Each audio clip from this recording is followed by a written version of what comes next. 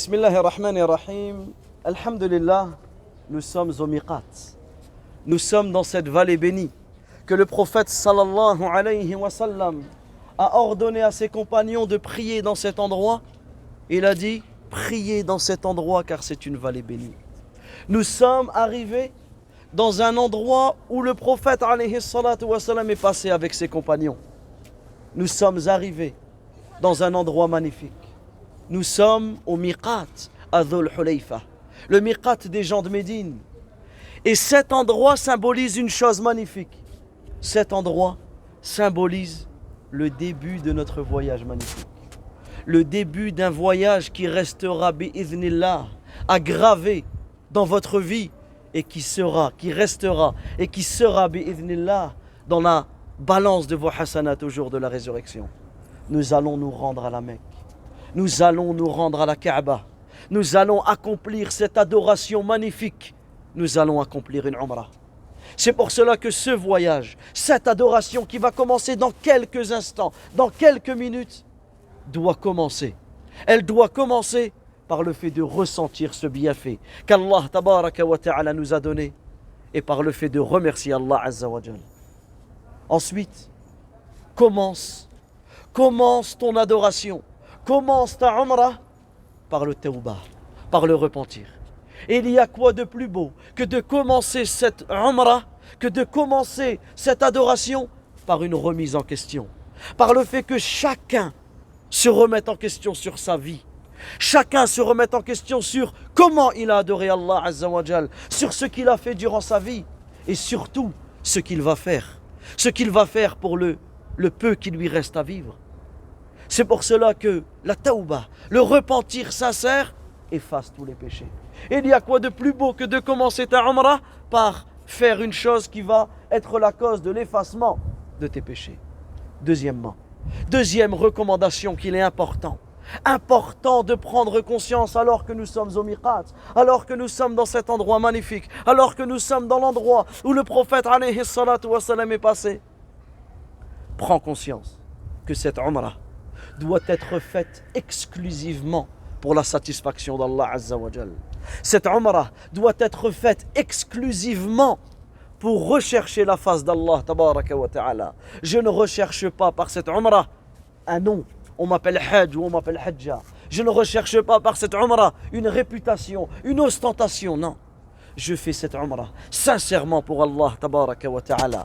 C'est pour cela qu'il est important de prendre garde, comme on l'a déjà expliqué, à toute forme de choses qui risquent de faire naître en toi l'ostentation, telles que les photos, les vidéos, les réseaux sociaux, les snaps, les Insta, toutes ces choses-là.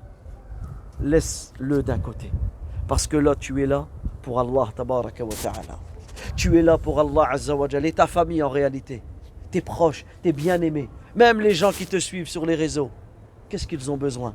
Est-ce qu'ils ont besoin de tes photos ou ils ont besoin de tes adorations, de tes invocations? C'est de ça qu'ils vont profiter en réalité. Donc profite d'invoquer un maximum durant ta umrah. Profite de te rappeler d'Allah tabaraka wa ta'ala en prononçant les paroles les plus aimées auprès d'Allah azza wa jal. Fait que ta umrah soit remplie de ces paroles. Le prophète alayhi salatu wa salam, il dit, les paroles les plus aimées auprès d'Allah sont de 4. Subhanallah, Alhamdulillah, La ilaha illallah, Allahu Akbar. Répète ces paroles, répète astaghfirullah, répète le fait de demander à Allah Azza wa Jal le pardon, le retour auprès d'Allah Azza wa Jal en disant astaghfirullah. Répète la parole la hawla wa la quwwata illa billah. Car le prophète alayhi salatu wa salam, il dit c'est un trésor parmi les trésors du paradis. Répète la parole que le prophète alayhi salatu wa salam disait et répétait lorsqu'il disait Rabbi ghfirli wa tub alay. Oh Allah, pardonne-moi et accepte mon repentir. Multiplie la prière sur le prophète sallallahu alayhi wa sallam. Allahumma salli ala Muhammad wa ala ali Muhammad. Multiplie le rappel d'Allah azza wa jal. Et surtout, multiplie la talbiya. Comme on le verra et comme on l'expliquera bi'idhnillah, multiplie cette parole. Labbaik Allahumma labbaik. Je réponds à ton appel, oh Allah, je réponds à ton appel. Labbaik la sharika laka labbaik. Je réponds à ton appel, oh Allah, je réponds à ton appel et tu n'as pas d'associé. Innal hamda wa ni'mata lak wal mulk. Certes la louange, certes les bienfaits sont à toi ainsi que la royauté. La sharika lak. Et tu n'as pas d'associé. Et la talbiya, nous allons la commencer lorsque nous allons retourner dans le bus, Inch'Allah. Donc ici, c'est quelques recommandations importantes.